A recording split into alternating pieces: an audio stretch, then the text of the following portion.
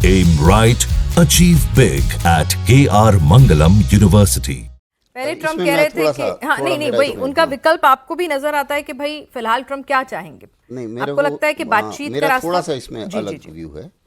कारण क्या है कि देखिए, जहाँ तक प्रेसिडेंट ट्रम्प का सवाल है, ये सही है कि मेजॉरिटी से आए हैं, लेकिन जिस हिसाब से उन्होंने टैरिफ लगाए दुनिया भर के पूरी अर्थव्यवस्था को ऊपर नीचे उथल पुथल कर दिया, मिड टर्म में नहीं लग रहा कि उनको मेजॉरिटी मिलेगी। ओके। और उस हालत में उनकी जो पावर्स हैं उसको कम करने की काफ़ी कोशिश होगी। अभी भी एक बिल सजेस्ट होने वाला है कि American president should not have the power to declare war.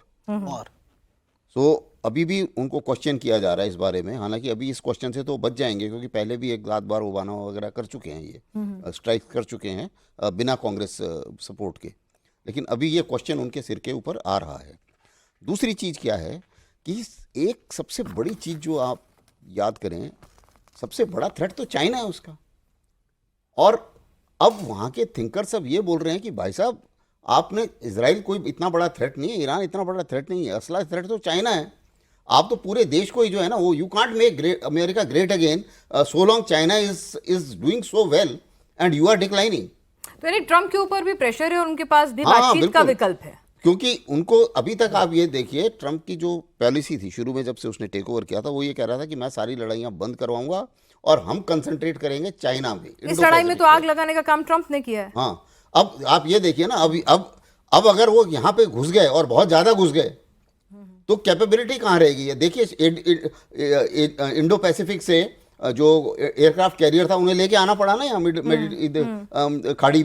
खाड़ी के आसपास। तो उनका जो चीन को कंट्रोल करने वाला जो रिक्वायरमेंट है वो कमज़ोर हो जाएगा।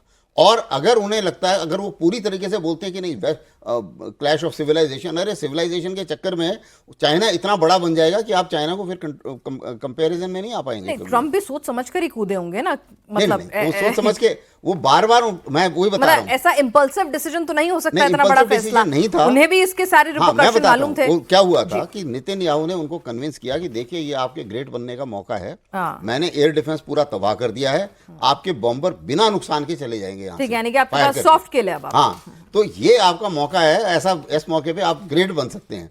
और जहां तक उसकी बात है, ईरान को मैं इतना कमजोर कर दूंगा, आप चिंता मत करो कि वो आपके खिलाफ रिटेलिएट नहीं करेगा। ठीक है। तो इस सिचुएशन में ये कैलकुलेशन उन्होंने किया। इसके लिए आप चाहे वो गुड कैलकुलेशन है, बैड कैलकुलेशन है, वो ट्रम्प को उसकी जिम्मेवारी अपने कंधों पे लेनी पड़ेगी। ठीक है। तो ये उन्होंने गेम खेला है, लेकिन ये गेम अगर ये उल्टा भी पड़ सकता है। और अगर यहाँ पे ज़्यादा इन्वॉल्वमेंट होती है, जो कि सारे के सारे अमेरिकन अवॉइड करना चाह रहे थे कि भाई हमें यहाँ नहीं घुसना है, तो क्योंकि आप देखिए ना, दूसरी चीज़ है क्लैश ऑफ सिविलाइजेशन। ठीक है यार, अफगानिस्तान में भी तो आप लड़ रहे थे ना क्लैश ऑफ सिविलाइजेशन। 20 साल तक लड़ने के बाद में तालिबान के साथ में आपने साइड करके और वापस आना पड़ा। ईरान अफगानिस्तान से कहीं ज़्यादा स्ट्रांग है, कहीं ज़्यादा बड़ा है।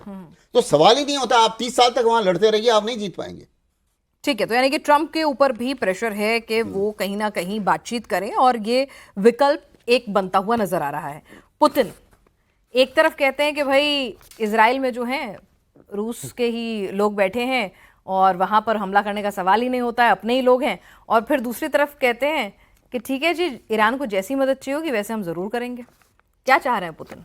देखिए, पुतिन की बड़ी इंटरेस्टिंग स्टेटमेंट है ये, जो कह रहे हैं कि 2 मिलियन रशियंस वहाँ रहते हैं। वो तो जो इमिग्रेट जूस हैं जो रशिया से गए, जब 1991 में जब सोवियत यूनियन टूटा, अलग अलग देशों से, यूक्रेन से गए, रशिया से गए 2 मिलियन होंगे, कजाकिस्तान से गए, इधर उधर से गए, वहाँ जाके सेटल हो गए।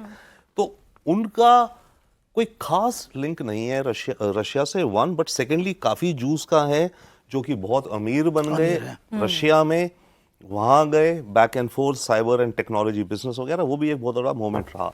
बट बेसिकली जो रशियन ओरिजिन के जूस वहाँ रह रहे हैं, मेरे ख्याल से उनको कोई खास अपने मदरलैंड से कोई खास उनका रिश्ता नहीं, उन्होंने गिव अप किया हुआ है।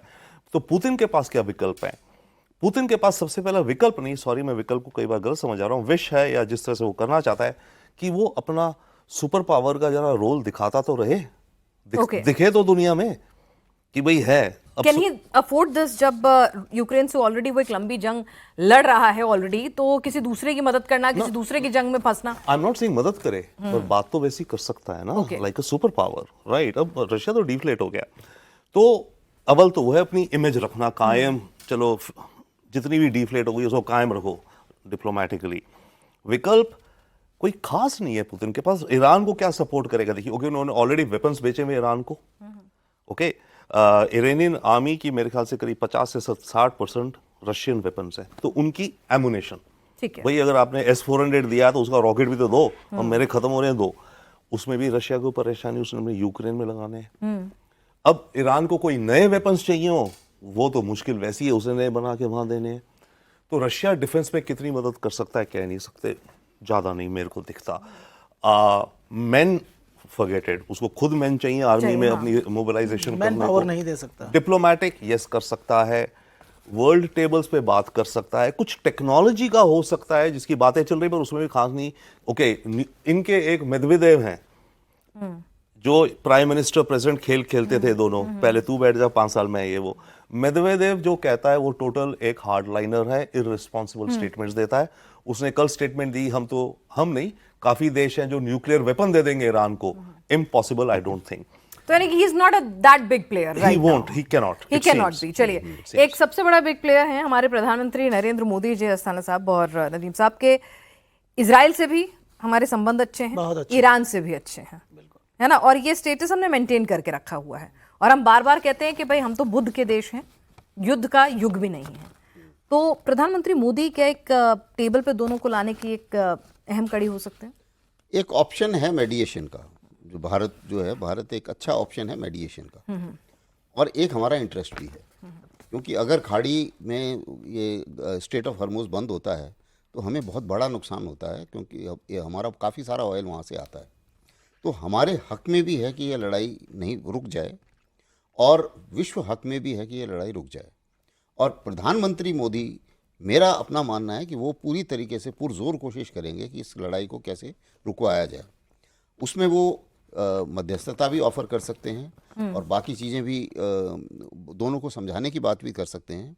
उन्होंने जाहिर है कि उनसे बात करी है, और इजराइल के प्राइम मिनिस्टर से भी, ना आज नहीं तो कल वो भी बात करेंगे और करते रहेंगे, क्योंकि अभी बात तो चल ही रही है, वहाँ से भी तो हम लोग शांति दूत बन सकते हैं। हाँ, और दूसरे ऑप सिंधु जो है जिसमें हम अपने आदमियों को निकाल रहे हैं, वो अभी इजराइल में भी शुरू हो गया है ना। तो दोनों तरफ हम लोग बात करके ही कर रहे हैं, और मदद भी कर रहे हैं, दोनों ही कर रहे हैं। ईरान ने भी मदद की, और बीच में आप देखिए कि जब हमारा एयरक्राफ्ट जाना था तो एयर स्पेस में क्या कहते हैं, सेफ जोन दिए थी हमें, अभी भी ईरान में भी। तो वो सेफ जोन बिना इजराइल की मदद के नहीं हो सकती ना, दोनों चीज़ें। तो इसका मतलब है कि दोनों तरफ पहुँच भी है, और रीच भी है भारत की, और इंटरेस्ट भी है।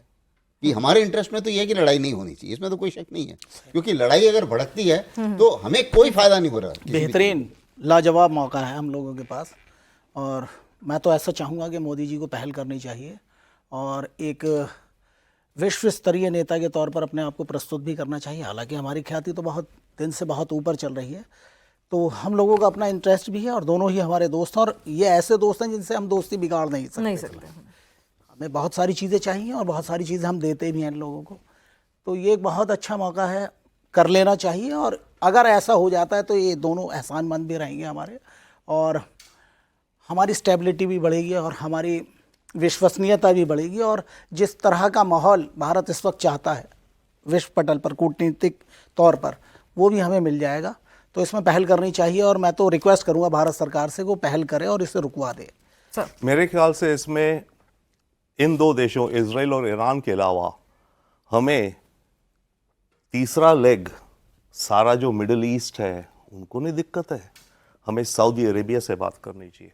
ठीक है, हम सऊदी अरेबिया से बात करें। देखो, इनके फ्यूचर में जो दिख रहा है होने वाला है, इनके सत्ता जा सकती है इन लोगों की, और मिलके कंबाइंड वे में अमेरिका से बात करें जी। हम एक इंपॉर्टेंट रोल प्ले कर सकते हैं मिडिल ईस्ट को साथ लेकर के, क्योंकि उनको भी बहुत बड़े खतरे हैं, और उनकी भी ट्रंप से अच्छी है। और इस केस में यह भी हो जाएगा जो ट्रंप का एक और विजन है, और जो होना है शायद इजराइल और सऊदी के बीच में नॉर्मलाइजेशन ऑफ रिलेशंस।